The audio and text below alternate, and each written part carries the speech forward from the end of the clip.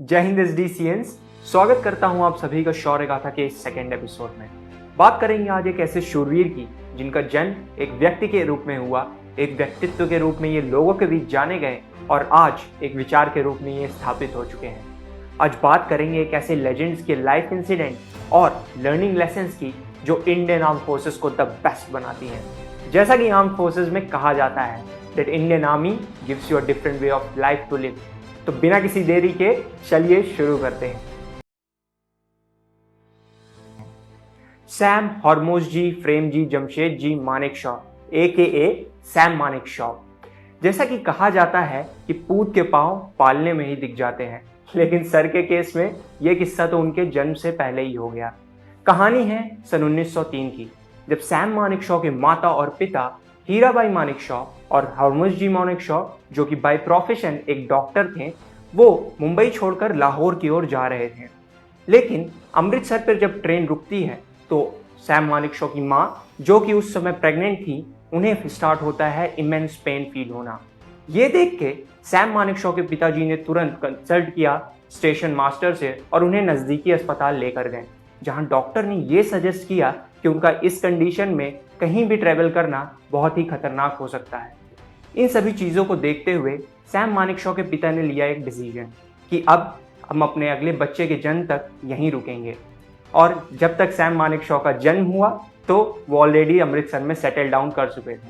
तो हम ऐसा कह सकते हैं कि सैम मानेकशॉ ने अपने जन्म से पहले ही अपना लाहौर ट्रांसफ़र कैंसिल कर दिया।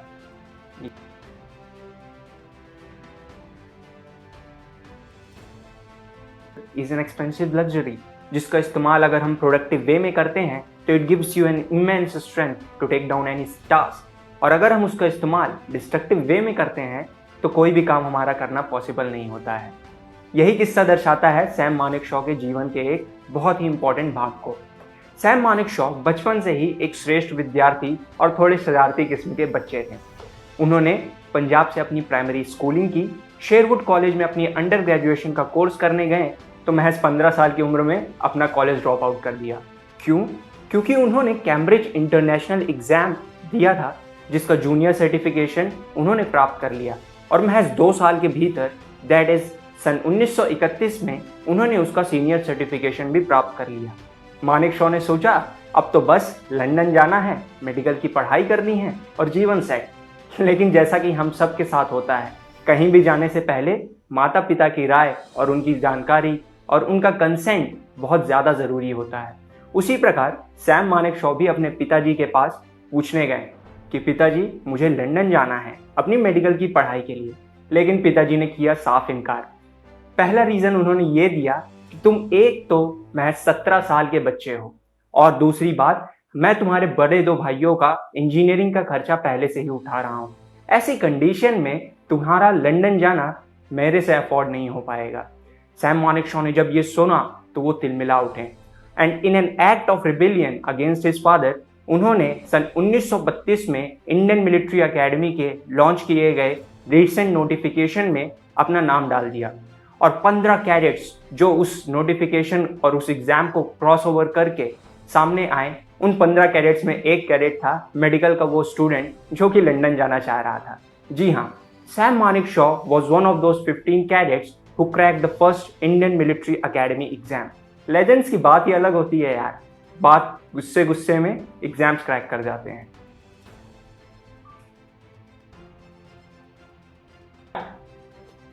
हम अपने जीवन में कोई भी टास्क करते वक्त ये सोचते हैं कि हमें उस काम को कैसे ख़त्म करना है, रादर देन ये पॉइंट ऑफ व्यू रखने के कि हम उस टास्क को बेस्ट वे और फर्स्ट वे में कैसे करें। Because this quality differentiate successful people from ordinary ones.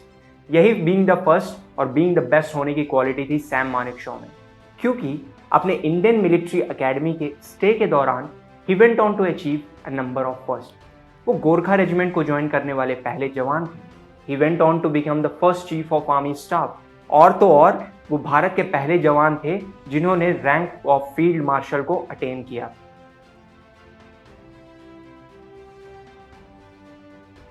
बात करें किसी फौजी की और उनके बहादुरी के किस्से हमारी जुबां पे ना आए, ऐसा तो हो नहीं सकता है। किस्सा है सन 1942 के बर्मा युद्ध का, जब सैम मानेकशॉ, जो कि 4th बटालियन को लीड कर रहे थे, उन्हें टास्क असाइन किया गया टू ऑक्यूपाई द पागोडा हिल, जो कि लेक सिटांग ब्रिजहेड का एक की पोजीशन माना जाता था। हालांकि ये जो टास्क असाइन किया गया था ये बहुत ही ज़्यादा डिफिकल्ट और ऑलमोस्ट नेक्स्ट टू इम्पॉसिबल था, लेकिन जैसा कि इंडियन आर्मी में कहा जाता है that a task assigned is the task achieved, Sam Manekshaw और उनके सभी साथी इंपीरियल जापानीज आर्मी पर अटैक करने के लिए निकल गए। और हालांकि इस युद्ध में कैजुअलिटीज बहुत ही ज़्यादा हाई थी, इंपीरियल जापानीज आर्मी के एंड पर और इंडियन आर्मी के एंड पर भी। इवन सैम मानेकशॉ, जो कि टीम को लीड कर रहे थे, वो खुद लाइट मशीन गन से इतने ज़्यादा इंजर्ड हो चुके थे कि उस टाइम के 17th इन्फेंट्री डिवीजन के commander in chief David Conway ने जब उन्हें देखा तो उन्होंने अपना मिलिट्री क्रॉस उन्हें दे दिया, क्योंकि उनका कहना था कि किसी भी मरे हुए इंसान को ये मिलिट्री क्रॉस नहीं दिया जा सकता है। उस समय पर किसी भी कैप्टन का मिलिट्री क्रॉस को पाना किसी भी चमत्कार से कम नहीं था, और ये दर्शाता है कि सैम मानेकशॉ बहुत शुरुआत से ही कितने बहादुर थे। अभी तक के किस्सों को सुनकर आपको ऐसा महसूस हो रहा होगा कि सैम मानेकशॉ एक बहुत ही स्ट्रिक्ट और बहुत ही सीरियस इंसान थे, पर ऐसा बिल्कुल नहीं था। सैम मानेकशॉ के जिंदा दिली और उनके मजाक के किस्से तो आज भी फौज में एंजॉय किए जाते हैं। जब उन्हें बर्मा युद्ध के दौरान बैटलफील्ड से इवैक्यूएट किया गया और एक ऑस्ट्रेलियन सर्जन के पास ले जाया गया, तो ऑस्ट्रेलियन सर्जन उनकी इंजरीज को देखकर इतना ज़्यादा डर गया कि उसने उनका ट्रीटमेंट करने से ही इनकार कर दिया। पर वो जब उनसे पूछता है कि जवान ये जख्म कैसे लगे, तो सैम मानेकशॉ ने अपने जख्मों की तरफ देखा और उनका रिस्पॉन्स था I was kicked bye a mule, जिसका मतलब है मुझे गधे की लात पड़ गई। ऑस्ट्रेलियन सर्जन उनकी प्रेजेंस ऑफ माइंड और उनकी बुद्धिमानता को देखकर इतना इम्प्रेस हुआ कि उसने कहा अब तो इसे बचाना ही पड़ेगा। ऑपरेशन के दौरान सैम मानेकशॉ के शरीर से उनके लंग, लीवर और किडनी से 7 गोलियां निकाली गईं और उनकी बहुत सी इंटेस्टाइन्स को भी रिमूव किया गया। सोचिए, एक ऐसी क्रिटिकल कंडीशन में भी किसी इंसान का ऐसा जवाब देना, ये तो सिर्फ किसी बहादुर में ही बात हो सकती है। अब बात करेंगे सैम मानेकशॉ के जीवन के उस किस्से की जिसने सैम मानेकशॉ को दर्जा दिलाया सैम बहादुर का। कहानी है 1971 के इंडो पाक वॉर की। तो चलिए शुरू से शुरू करते हैं। सन 1970 में पाकिस्तान में एग्जिस्ट करती थी 2 कम्युनिटीज़, ईस्ट पाकिस्तानीज और west Pakistani. East Pakistani community वहाँ पे मेजॉरिटी में थी और west Pakistani traditionally dominant community.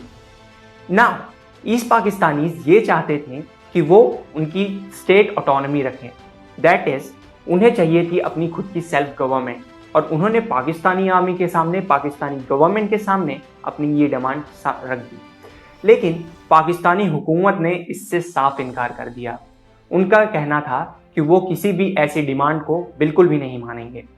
Now east Pakistanis ने as a end result launch किया secession operation. Now what is this secession? Secession का मतलब होता है कि कोई भी छोटा या कोई भी लार्जर ग्रुप अपनी कंट्री से जब लार्जर कम्युनिटी में फ्रीडम एक डिमांड करता है तो उस स्टेट को हम सेसेशन बोलते हैं। लेकिन इस सेसेशन का एंड रिजल्ट बहुत ही भयानक था, क्योंकि इसका एंड रिजल्ट था एक टेरिबल मैसेकर, एक ऐसा टेरिबल मैसेकर जिसमें पाकिस्तानी सोल्जर्स ने थाउजेंड्स एंड थाउजेंड्स ऑफ लोगों को मार दिया, including kids, women and man. अब इस टेरिबल मैसेकर के बाद जो वहाँ लोग बचे हुए थे, करोड़ों ईस्ट पाकिस्तानीज ने ईस्ट पाकिस्तान को छोड़कर वेस्ट बंगाल में शरणार्थियों की तरह जगह ले ली।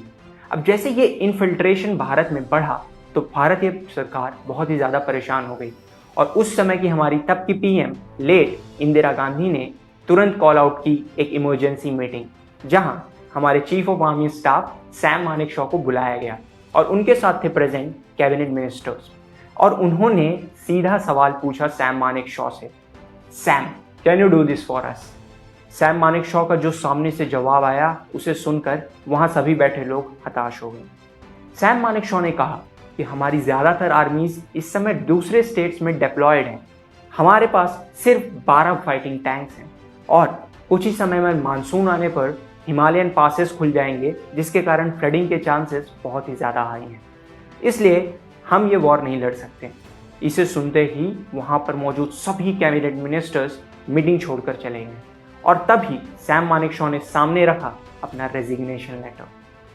लेट पीएम इंदिरा गांधी ये समझ गईं कि सैम मानेकशॉ उनसे कुछ चाहते हैं, वो उनकी सरकार से कुछ डिमांड करना चाहते हैं और उन्होंने कैबिनेट मिनिस्टर्स के जाने के बाद उनसे पूछा, सैम तुम्हें क्या चाहिए? सैम मानेकशॉ ने जवाब दिया, मैम मैं आपके लिए वॉर तो जीत सकता हूँ, पर मुझे अपने काम में कोई भी सरकारी व्यवधान नहीं चाहिए। और वो लीडर, वो ट्रू लीडर इतना कॉन्फिडेंट था अपने ऊपर कि उन्होंने खुद सामने से हमारी लेट पीएम को एक एंड डेट दे दी कि इस तारीख तक मैं आपके लिए युद्ध जीत लूंगा। ऐसा कहा जाता है that a true leader knows the way, goes the way and shows the way, जिसका मतलब है एक सच्चा लीडर वही है जो कि रास्ते को जानता है, उस पर चलता है और फिर अपने साथियों को उस रास्ते पर ले जाता है। अब as the war processed, Sam Manekshaw ने अपनी स्ट्रेटेजिक प्लानिंग सामने रखी। उन्होंने तुरंत ही जितनी भी अवेलेबल इंडियन आर्मी की बटालियन थी उनको कंबाइन अप किया मुक्ति बाहिनी के साथ। नाउ व्हाट इज दिस मुक्ति बाहिनी? मुक्ति बाहिनी उस समय में वेस्ट बंगाल में एग्जिस्ट करने वाले लोकल नेशनलिस्ट ग्रुप थे जिनके पास फाइटिंग ट्रेनिंग थी और इनके साथ साथ सैम मानेकशॉ ने वहां पे अवेलेबल 3 बांग्लादेशी ब्रिगेड्स को ट्रेन किया प्लस 75,000 लोगों को गुरेला वॉरफेयर की ट्रेनिंग भी दी और इन सभी को कंबाइन अप करके उन्होंने लॉन्च किए multiple counter operations in east Pakistan. और सिर्फ 13 दिनों के अंदर, जी हाँ सही सुना आपने, महज 13 दिनों के अंदर इन लोगों ने कंबाइन अप करके ऐसे ऑपरेशंस लॉन्च कर दिए कि पाकिस्तानी आर्मी को वहां से भागना पड़ा। और 15 दिसंबर 1971 को आता है वो दिन जब तब के लेफ्टिनेंट जनरल पाकिस्तानी आर्मी के AK नियाजी ने अपना सरेंडर लेटर सैम मानेकशॉ के सामने रखा, लेकिन सैम मानेकशॉ ने साफ इनकार कर दिया। सैम मानेकशॉ का कहना था कि वो ये युद्ध तभी रोकेंगे जब पूरी की पूरी पाकिस्तानी फौज लेफ्टिनेंट जनरल AK नियाजी के साथ अपना लेटर ऑफ सरेंडर उनके सामने रखे। और 16 दिसंबर 1971 को आया वो ऐतिहासिक दिन जब 93,000 पाकिस्तानी सोल्जर्स ने ऑफिशियली इंस्ट्रूमेंट ऑफ सरेंडर पर साइन किया and east Pakistan came to be known as Bangladesh. ये खासियत है एक ट्रू लीडर की कि डिफिकल्ट सिचुएशन से भी कैसे निकलना है वो उन्हें हमेशा मालूम होता है।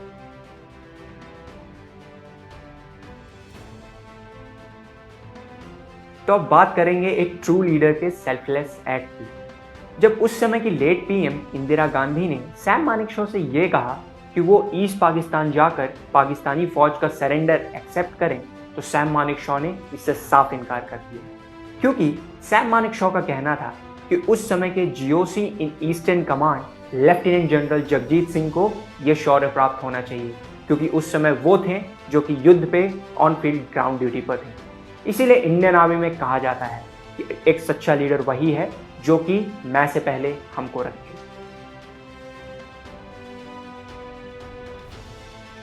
अब बात करेंगे सर की अचीवमेंट, नहीं सर की अचीवमेंट्स की, लेकिन ये लिस्ट आप खुद ही देख सकते हैं, क्योंकि जिस इंसान का इस देश में जन्म लेना ही इस देश के लिए सबसे बड़े गौरव की बात है, उसके बारे में अचीवमेंट्स गिनाना कोई छोटा मोटा काम नहीं है।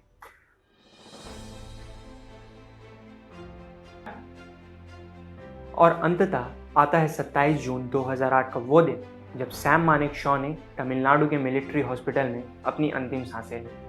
पर एज पर द रिपोर्ट्स उनके अंतिम शब्द थे, आई एम ओके।